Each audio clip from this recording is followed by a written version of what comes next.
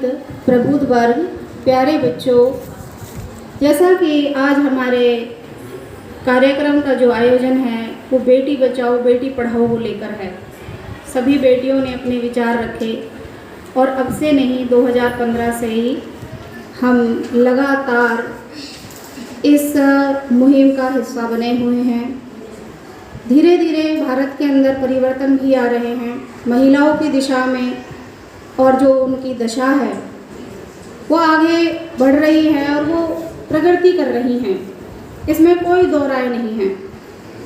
परंतु इसके साथ साथ ही चिंता का विषय है कि वो क्षेत्र जहाँ से महिलाओं को अभी भी आगे बढ़ने नहीं दिया जा रहा है, ऐसे पिछड़े क्षेत्र, ग्रामीण क्षेत्र जहाँ पे लोगों की मानसिकता अभी भी वही है कि स्त्री यदि पढ़ेगी तो वो घर बार का नाश कर देगी।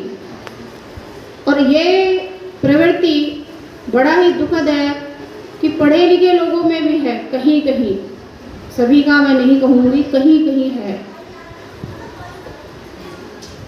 स्त्री शिक्षा पुरुष से ज़्यादा जरूरी है क्योंकि स्त्री परिवार की रीढ़ है। ये जो उक्ति है एक बड़ा गहन अर्थ देती है। स्त्री शिक्षा पुरुष से ज़्यादा क्यों जरूरी है? क्योंकि स्त्री परिवार की रीढ़ है।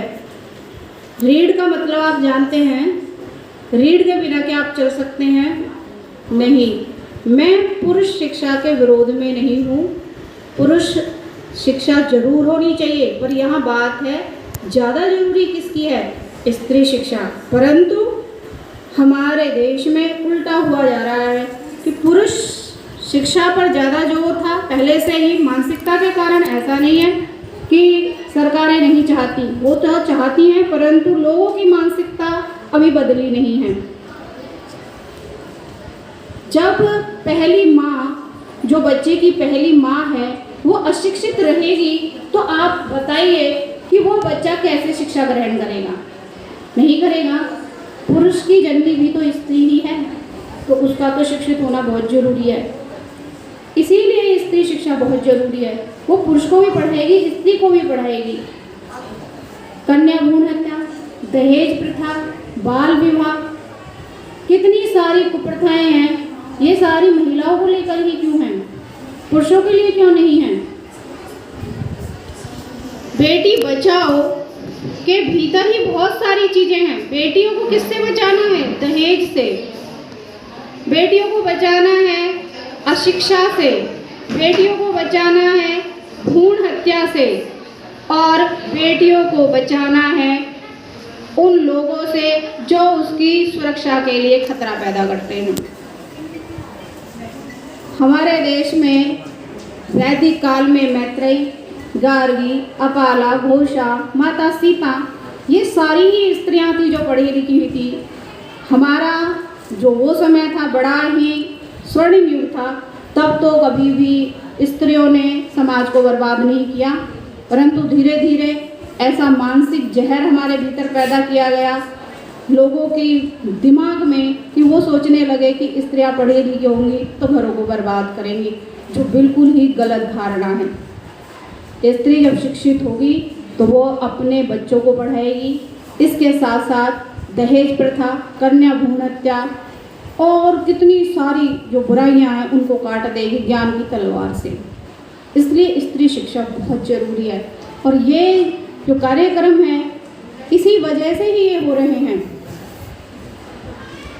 सावित्रीबाई फुले जी ने जब पहली बार महिलाओं की शिक्षा को लेकर बात की तो वहाँ के लोगों ने ही उन पर कीचड़ उछालना शुरू कर दिया कि ये भड़कारी है, स्त्रियों की शिक्षा की जरूरत ही नहीं है, ये घर में काम करेंगी।